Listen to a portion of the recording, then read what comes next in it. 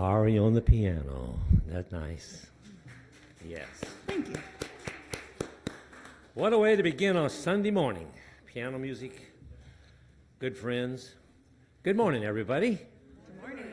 Welcome to Woodland Chapel, Salem's finest, foremost center for spiritual living. You know, we're not hard to find. You just look here right on the side of High Street Hill, just a little church tucked away. Yeah, what a place to be. Glad you're here. Okay, so is there anyone joining us for their very first time? Not you. Seen you before. Welcome back. Well, we're all friends and ready to roll, aren't we? So we want to talk about a garden party coming up. Yeah, those are kind of fun. On September 13th. You know, September is just right around the corner, isn't it? And it's from 9:30 to 11:30. And if you got garden tools, bring them along. Bring them along. If you don't have garden tools, we'll find one for you. We've got them here, too. Okay? Now, Saturday Community Outreach Crafting Project is coming. It's got one more meeting before the Pride Festival on September 20th. That's one more meeting on September 20th, coming up with the Pride Festival there. But join us, it says, at 11:30, and it'll last till 3 o'clock. So catch that. And now, it says here on this idea here of programs announcements, we're going to be grounding in love in everyday life. That's going to be with a whole ministry team, all 6 of us. And we're going to be in the garden, meditation garden, on August the 13th, the last Sunday of August, the dog Sunday of August. I want you to be there. This is going to be kind of fun. Musical inspiration, of course, is going to be by Blaine, Moody, and Annie. We always like to have them around. Bring a chair. Bring a beach chair, something like that. It's kind of nice to have. We'll have a few chairs, but bring your own chair. That's a good idea. Child care is available during the service. Anytime you have a friend that has children and they want to come and say, what about kids? Well, bring them. We can take care of them. Confidential prayer request forms are in the seat pocket and in front of you there if you take a look. Fill out one, drop it in the offering or the prayer box in the library. If you got something on your mind or your heart or whatever it may be, or you just want to share something, drop it in. Only a practitioner or a minister will see those. We'll take care of any requests you might have. And volunteers to serve, we love them. You're always welcome to, if you have something you want to volunteer to help out with, talk to Reverend Moore, talk to me, talk to any of the Cheryls, talk to any of the practitioners. Just come and see us. We have something, we can certainly do that with you. You know, in the ahead of you there, in the back of the seat, there's a goldenrod-looking card. We want to stay in touch with you. Reverend Moore's got one to hold up. Take a look at him right there. I would used to have one here, but fill it in if you haven't filled it in. And if you've moved or something, we'd like to stay in touch with you because we like to let you know what's going on around here. And we'd like to maybe just talk to you once in a while. Just send you a message once in a while. Let you know we love you. You know, you're all our beloveds. Really. You really are. Okay. I would like to sing right now. Does that sound like a good idea? I love that idea. All right, let's join Ari, and she'll lead us in a great song. If you're willing and able, will you please stand and sing with me? There was a time in my life, thought I had to do it all myself. Didn't know the grace of God was sufficient. Didn't know the love of God was at hand. But now I can say, if you are discouraged, struggling just to make it through another day, you've got to let it go, let it all go. And this is what you have to say: I release and I let go. I let the Spirit run my life, and my heart is open wide. Yes, I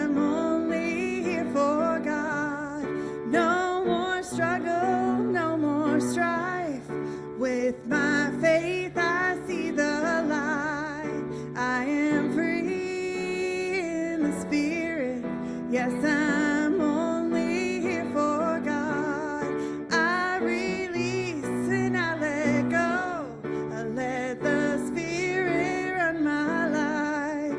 I am heart is open wide. Yes, I'm only here for God. No more struggle, no more strife. With my faith, I see the light. I am free in the Spirit.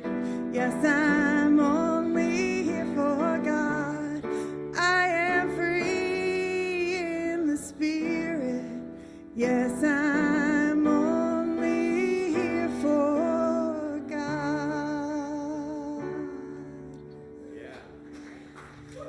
Very nice. I just got to say that God just showed up in the form of a spider on this keyboard while I was playing that song just now. Ultimate form of a test there. I passed, I think.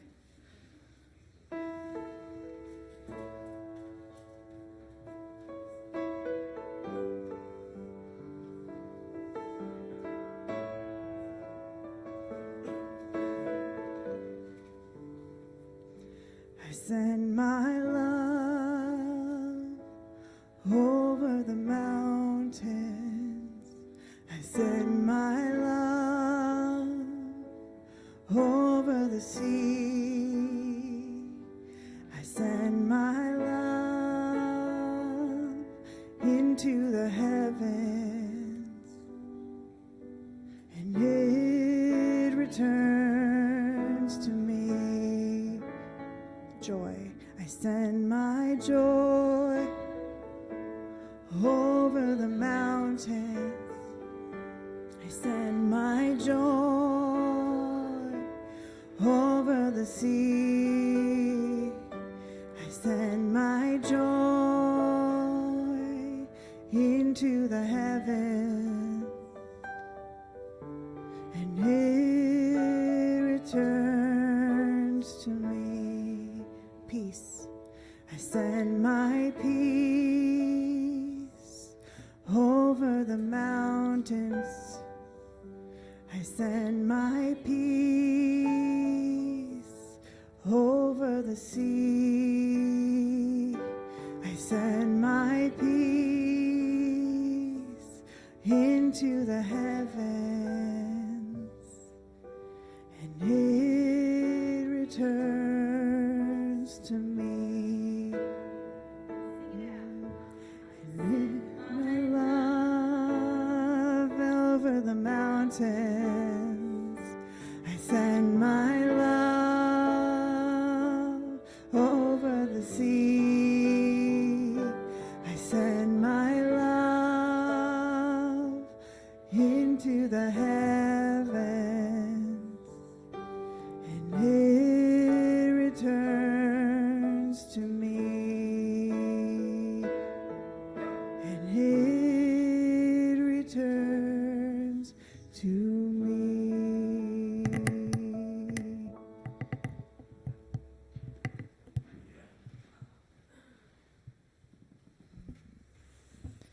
Good morning. I'm looking out at all these lovely faces and invite you to turn within with me and join me in prayer. And know with me that there is a power that encompasses everything. It knows everything. It sees everything, and it lives in me, through me, and as me. And as I know this to be true of myself, I know, of course I know, it is true for each of us in this room and out into the universe. That power has brought us here today to celebrate in community, to be reminded of the truth, to be reminded that we are one. And this service is unfolding perfectly. We're uplifted by the music, by the words, by the fellowship. I know that each person is here to hear the words that Cheryl has for us today, the words that are intended for each of us individually, each of us hearing what it is we need to hear, hearing the message that is right for us. A message we can take out into the world and be examples, to be mirrors of what God has intended. I'm grateful for this word. I'm grateful for each person here. I'm grateful for the truth and divine right action working in my life and working in each person's life as we've come here together. So holding this gratitude and celebrating a shower of blessings on each of us, I release my word into the law, knowing it is done as spoken, and through grace, so much more. Today we have an affirmation in your program. You'll find it in blue. Join me. As I open my heart and I open my mind, God gives me resilience for any turbulence times. So it is.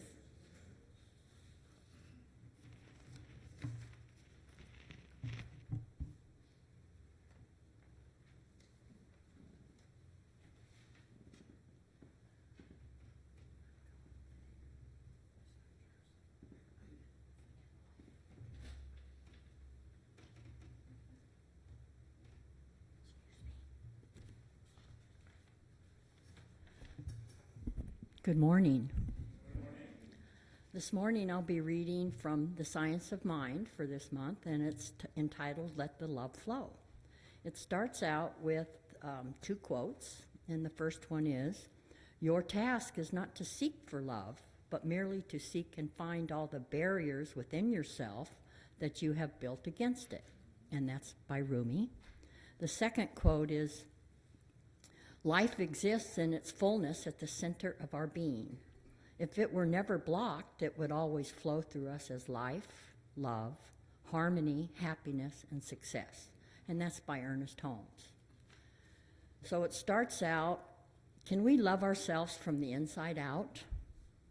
This question arises in me as I watch myself continue to look for external reasons to reward myself with love and support or punish myself with the giving or withholding of love. All the while, the infinite Creator pours itself through me. It is love. It is divine, all-encompassing, generous, and profound love. When I realize this, I see how much energy I expend to hold it back. I attempt to hold it back with my ideas about myself that are not in alignment with the love that the divine is. I think less of myself or attempt to reward myself to receive the love that flows to me through me.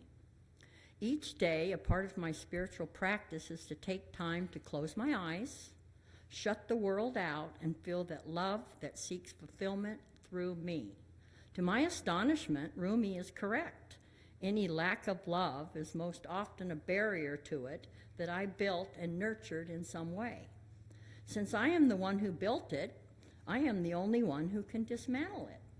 That dismantling is done by making choices each day and by following and allowing my heart full of love to fill and fulfill me each day.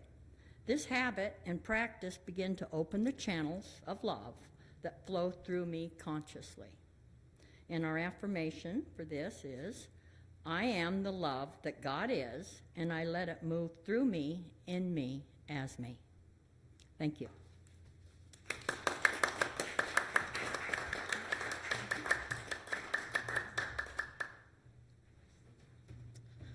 This song is called Give Yourself to Love by Kate Wolf.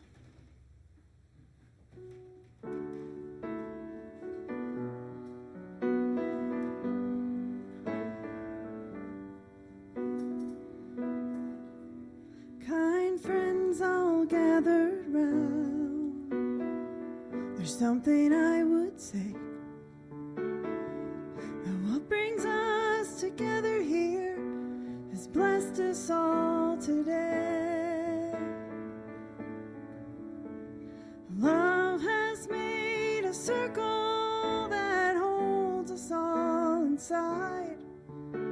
where strangers are as family, and loneliness can't hide. You must give yourself to love, if love is what you're after. Open up your heart to the tears and laughter. Yes, give yourself to love. Give yourself to love. I've walked these mountains in the rain. I've learned to love the wind. I've been up before the sunrise to watch the day begin. And I always knew I'd find you, though I never did know how. But like sunshine on a cloudy day, you stand before me now. You must give yourself to love, if love is what you're after. Open up your heart to the tears and laughter. Yes, give yourself to love. Give yourself to love. Love is born in fire. It's planted like a seed. Love can't give you everything, but it gives you what you need. Love comes when you're ready. Love comes when you're afraid. It will be your greatest teacher, the best friend you have made. So give yourself to love, if love is what you're after. Open up your heart to the tears and laughter. Give yourself to love. Give yourself to love. So give yourself to love. Give yourself to love.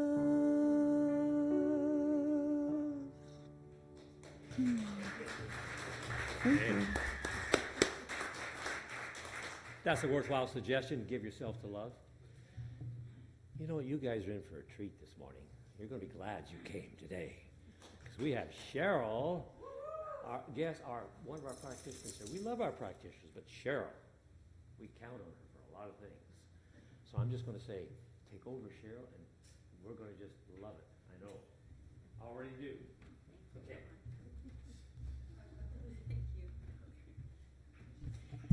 Good morning. Y'all all ready to hear about turbulence?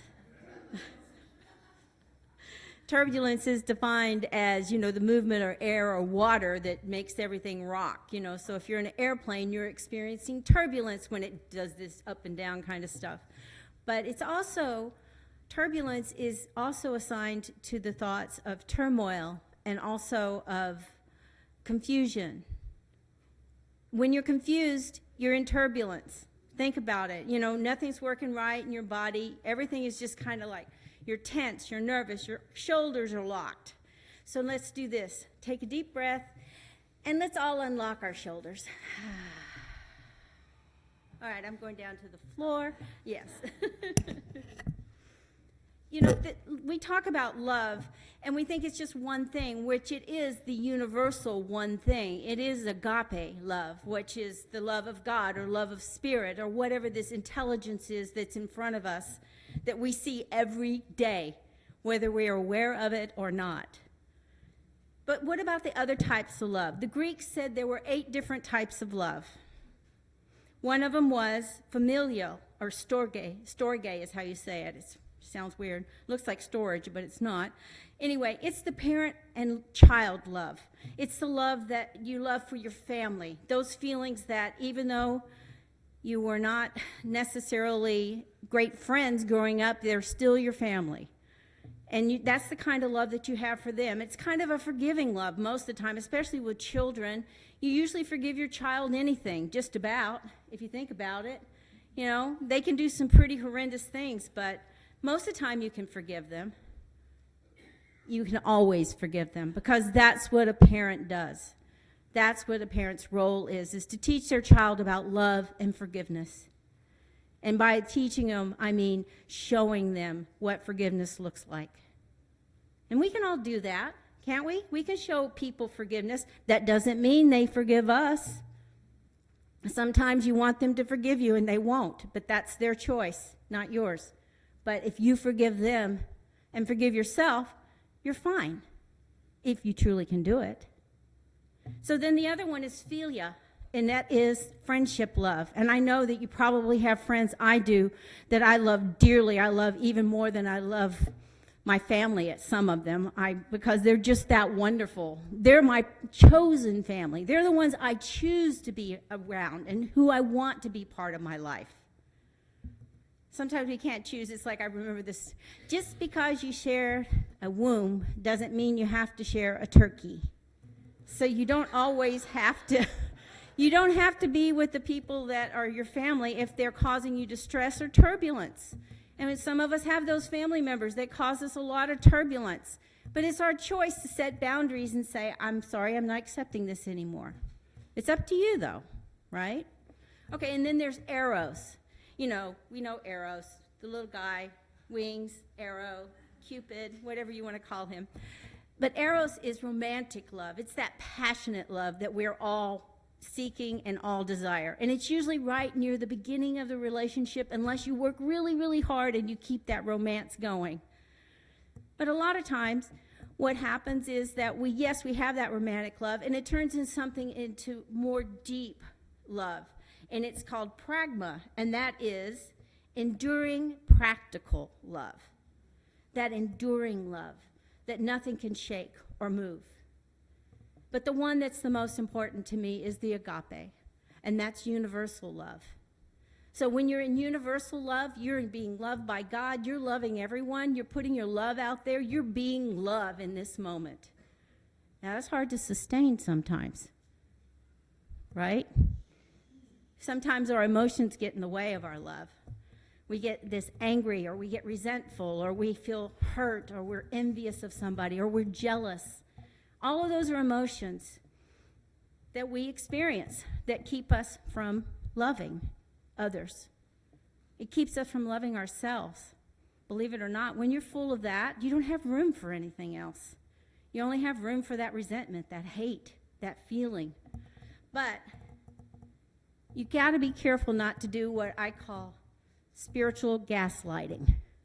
Did y'all ever see Gaslight? I know most of you may be too young, but I've seen it. It was Ingrid Bergman and Charles Boyer, and he slowly was driving her crazy by turning the gas on. This is set in the 1800s, by turning the gas down. And then she'd say, is it getting darker? And he'd say, no, it's just you, you know. So it's the same thing with spiritual gaslighting. When you start ignoring your feelings and say, oh, it's all going to be good because Spirit is here and everything's wonderful, you're gaslighting yourself. You're not examining your feelings and seeing, why is this turbulence going on? Because all of those things, that feeling of envy or disrespect or rudeness or hatred, all of those things are necessary for you to examine yourself. Where did that come from? How did it get inside of my head? How did it get in my heart? How did I allow this to unfold? It's very easy, because we just say, God will take care of everything. It's okay, it all turns out in the end. Yeah, that's true. But you still have not addressed the real problem. Feelings are important. It's not something you should just toss away or think, I shouldn't have feelings because I'm a spiritual being and I shouldn't feel that way. Oh, yes, you should. Yes, you should. You should acknowledge what you're feeling. That is part of your growth. That's how you grow. When you start acknowledging I am feeling this way, and why am I feeling this way, and what brought me to this place, that's when things open up for you. That's when things change in your life. So, 1 Corinthians, we've all heard it, right? Love. 1 Corinthians 13. No? Well, in the New James Version, it calls it charity. But charity is giving to others, so if you think of charity as love. But it says love is patient and kind. That's a love mindset. You can stay in that, but sometimes even the best Mother Teresa person on the planet feels frustrated at times. But that's okay. If you're staying and you're really consciously acknowledging that you need to stay in that place of love, it's easier to stay there. It's easier to remain without feeling those feelings of frustration, not bypassing them or gaslighting them, but just staying in that place of love to where nothing rocks your boat. You just stay in that place of just, okay, they're misbehaving. Has nothing to do with me, but kind of interesting to watch, you know? Sometimes it's that way with people. But it's also, love is not jealous or boastful or proud or rude. I've been every one of these. I don't know about you, but sometimes when I get, especially, I am one of those people, when my blood sugar drops, I am cranky. I am irritable, and I try to, stay in that space, but sometimes I see myself just borderline getting to that edge of being almost nasty, but not intentionally, not wanting to be. It's just a feeling of, I need food now, and please feed me. It's the way it is, and I know that about myself. So what it's done is by recognizing that, I know that when I'm feeling that little bit of, I want to say something snarky, I don't, because I think, Cheryl, you're just hungry. You're just hungry. Be nice. Be nice. Hangry, yes, that's a good one. Now, this is the good one. Love does not demand its own way. That doesn't mean you're a doormat. Oh, no, you do whatever you want to do. I'll just follow along no matter what I want to do. We'll just do what you want to do. That's not it. It's what it actually should be is compromise. That you love someone enough that you listen to them, that you hear what their desires are. But they love you enough to hear yours as well. And then you find a place in the middle. Maybe this time you eat at Applebee's, next time you eat at I don't know where, but someplace else, a Mexican food place, whatever. But it's just all about compromise, and it's done because you love this person, not because you're trying to please them, or you're afraid of them, or you're walking on eggshells trying to make sure that they're happy all the time, that they're happy. What about you? Are you happy?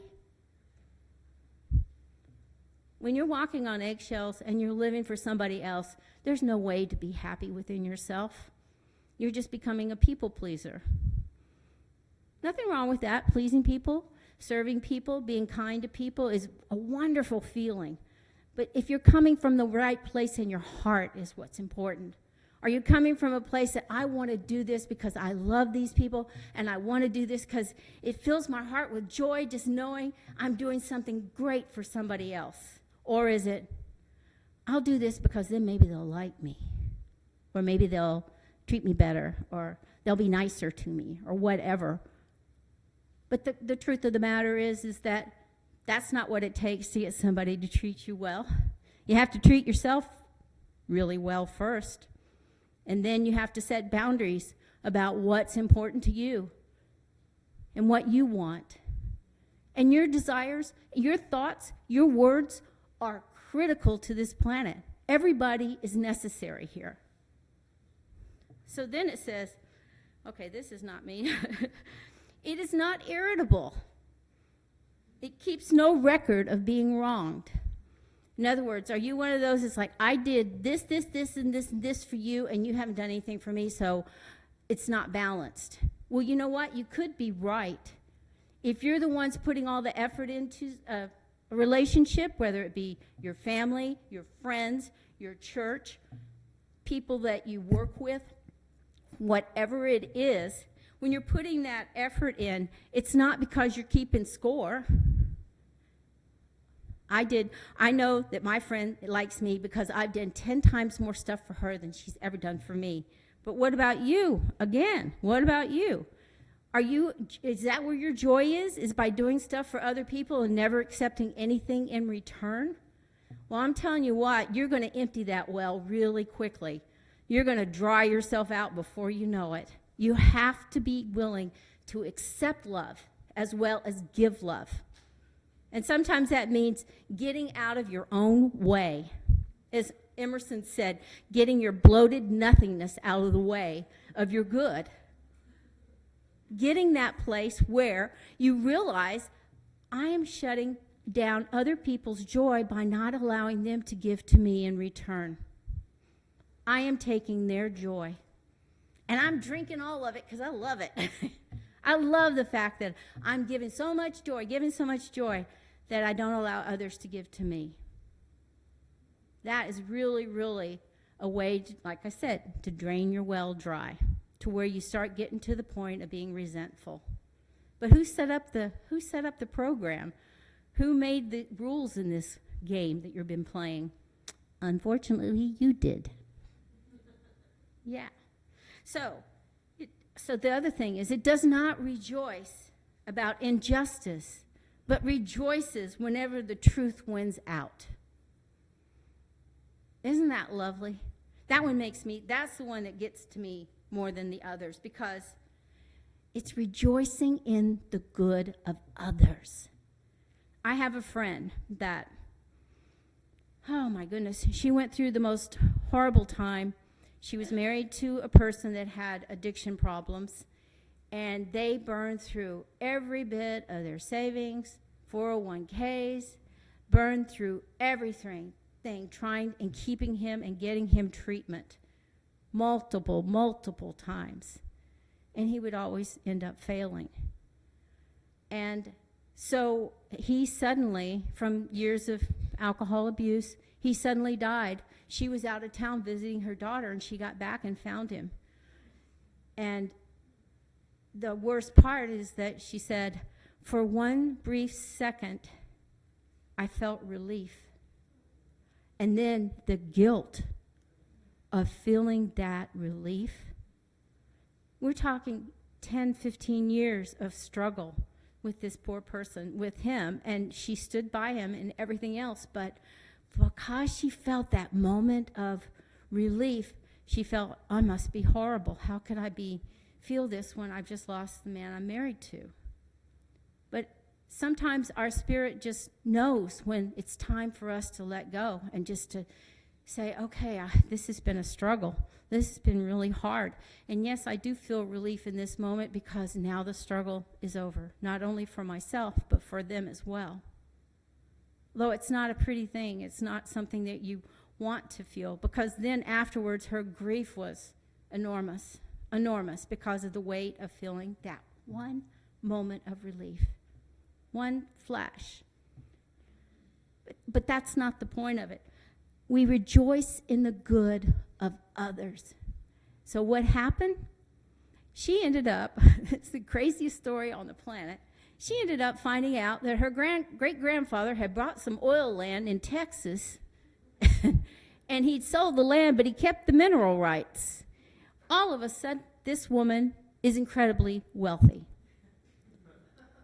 I mean, it was, and you know, after seeing all that she went through, I mean, she was driving Ubers.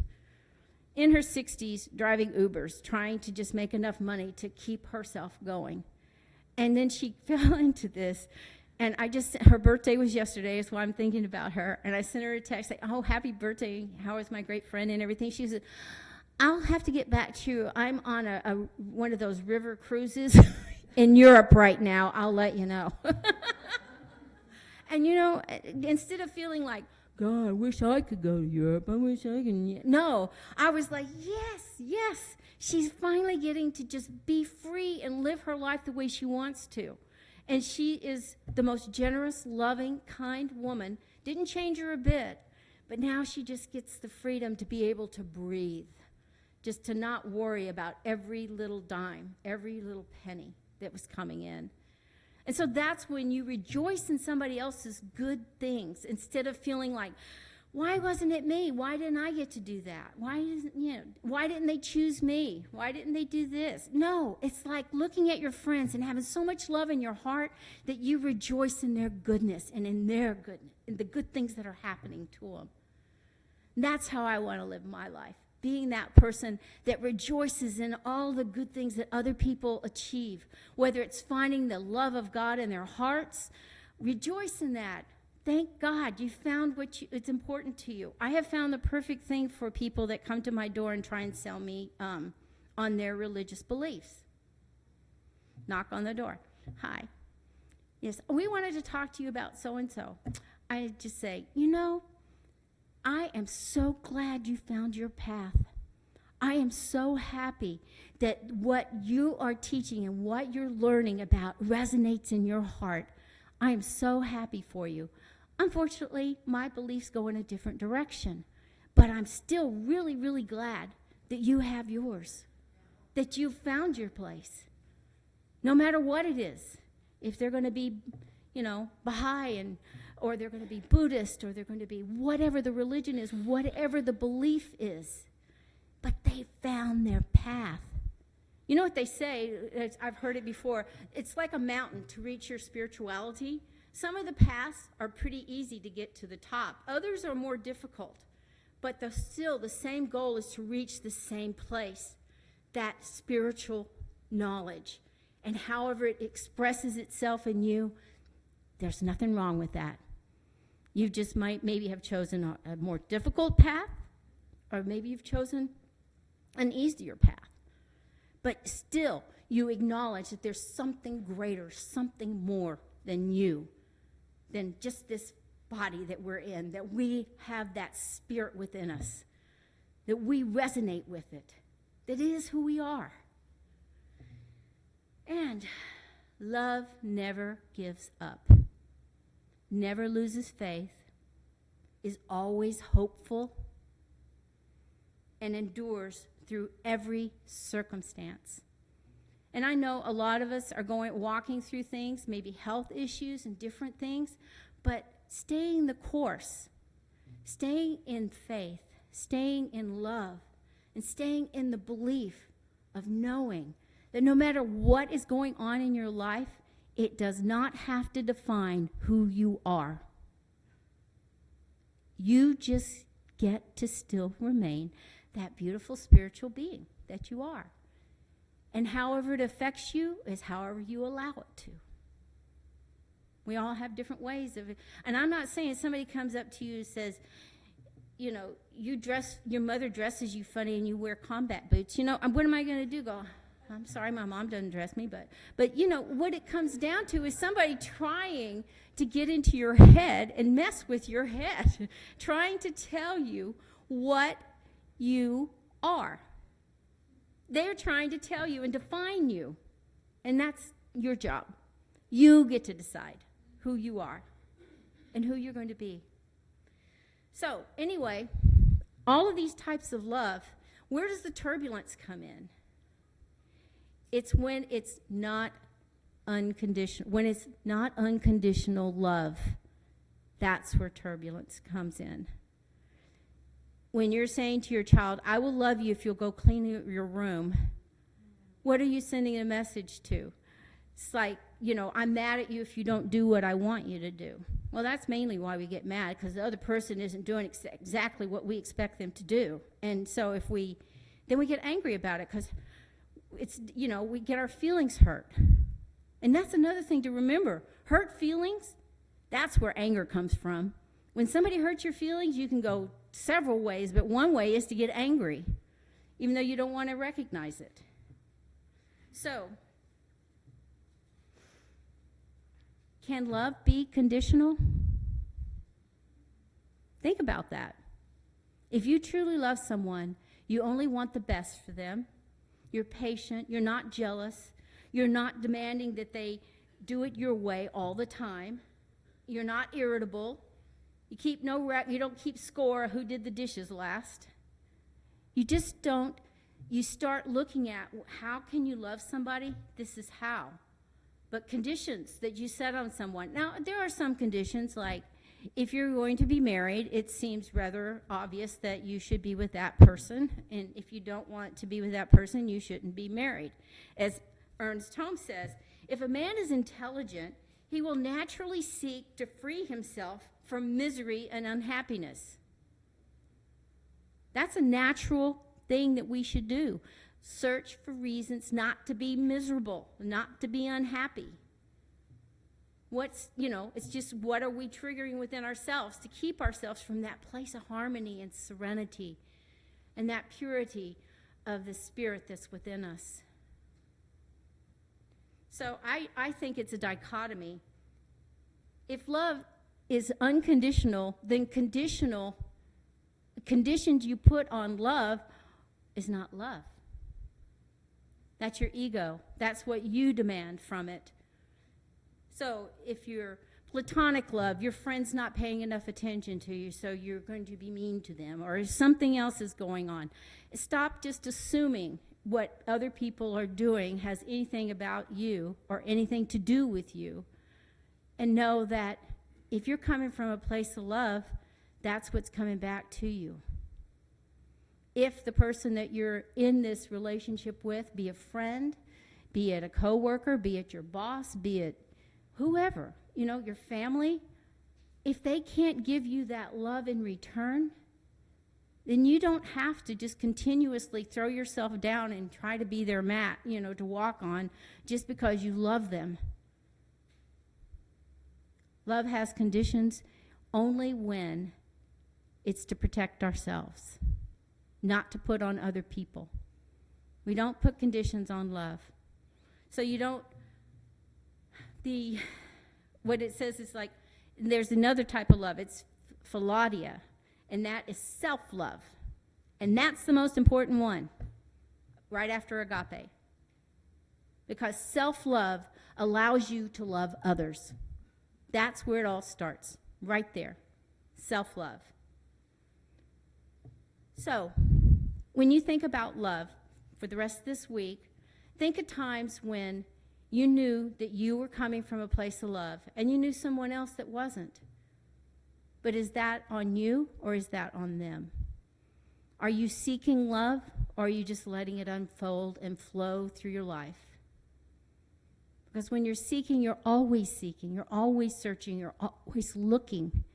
When you can just relax and just get into that flow of love and just let yourself live through that flow, everything just changes. Your whole life starts unfolding in different ways. You're not trying to force it. You're not trying to create it. You're not trying to make someone else love you. You're just loving yourself and giving that love to the world. So, namaste.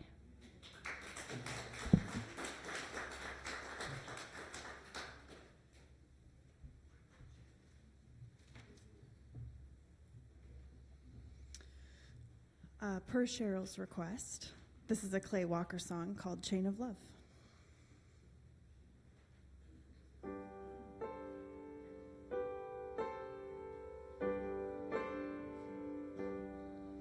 He was driving home one evening in his beat-up Pontiac when an old lady flagged him down.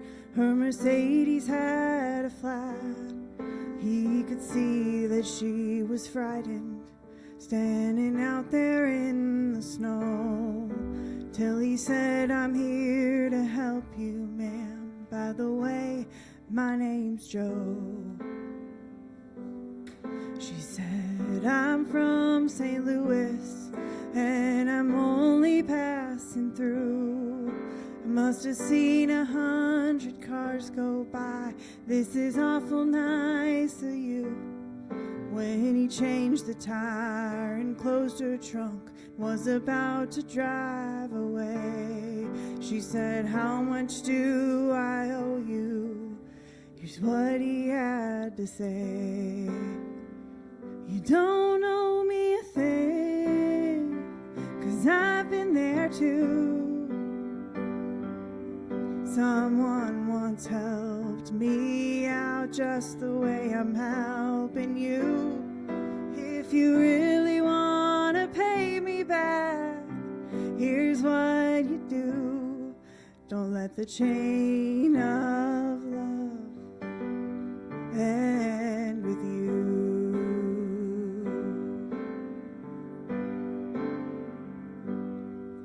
Well, a few miles down the road, the lady saw a small cafe.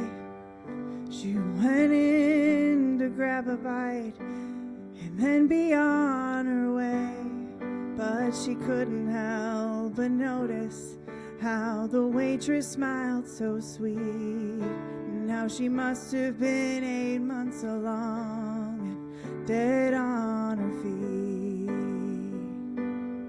Though she didn't know her story, and she probably never will, when the waitress went to get her change from $100 bill, the lady slipped right out the door and on a napkin left a note. There were tears in the waitress' eyes when she read what she wrote. You don't owe me a thing, 'cause I've been there too. Someone once helped me out just the way I'm helping you. If you really want to pay me back, here's what you do. Don't let the chain of love end with you.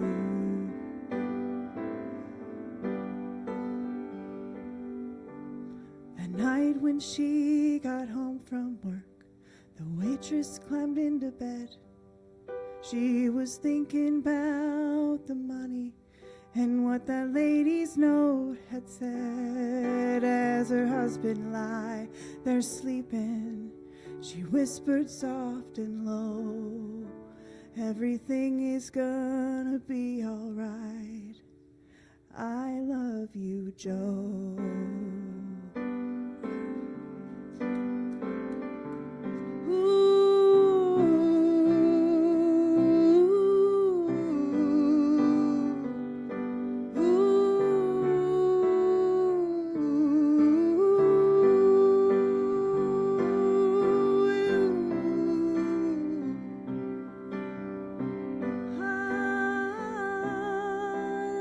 Chain of love end with you. Don't let the chain of love end with you.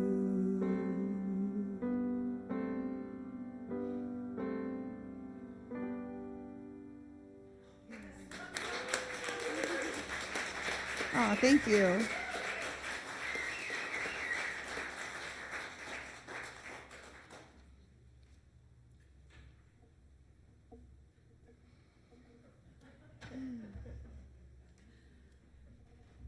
Anybody got a Kleenex? Yeah. Yeah. Gee whiz. Is it Roy and that girl right there?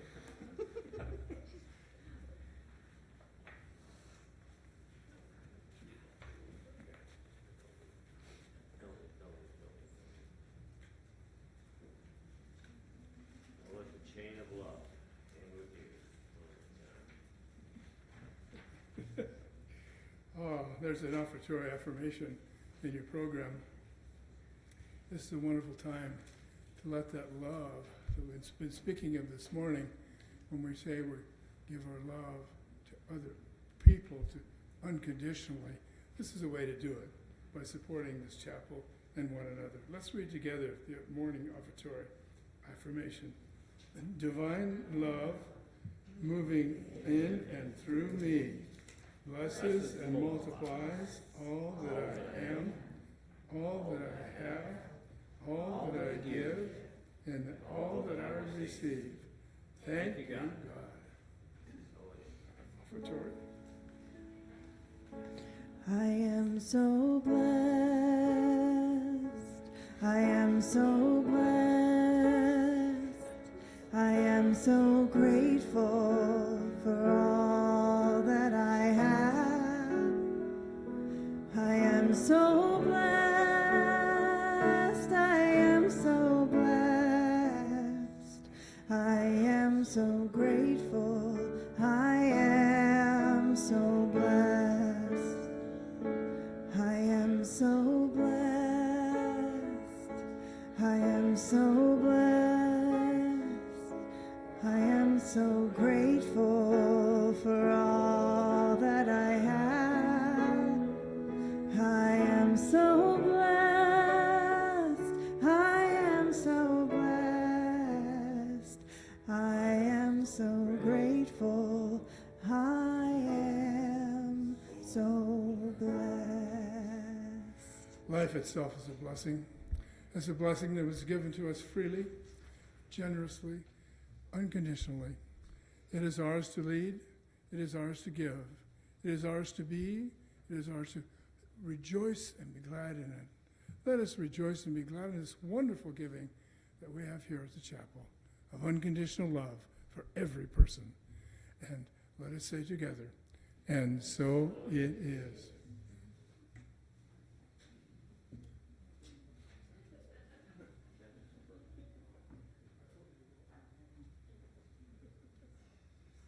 Oh, I think we should say with prayer of protection. Yes.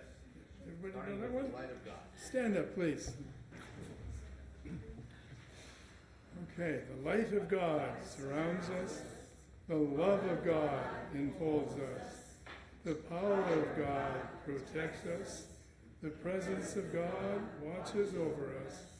Wherever we are, God is, and all is well. Let's join hands and sing our peace song.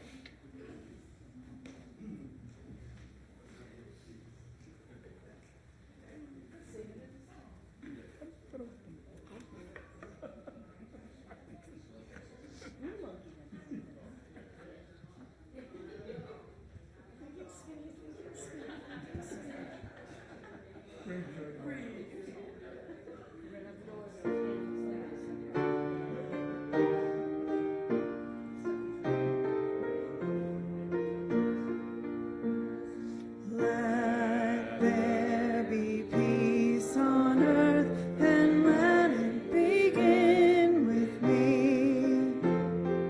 Let there be peace on earth, the peace that was meant to be, with God as creator, family all are we. Let us walk with each other in perfect harmony. Let peace begin with me. Let this be the moment now. With every step I take, let this be my joyous vow. To take each moment and live each moment in peace eternally. Now there is peace on earth, and now it begins with me. Walk in love. We can do that. Quite becoming.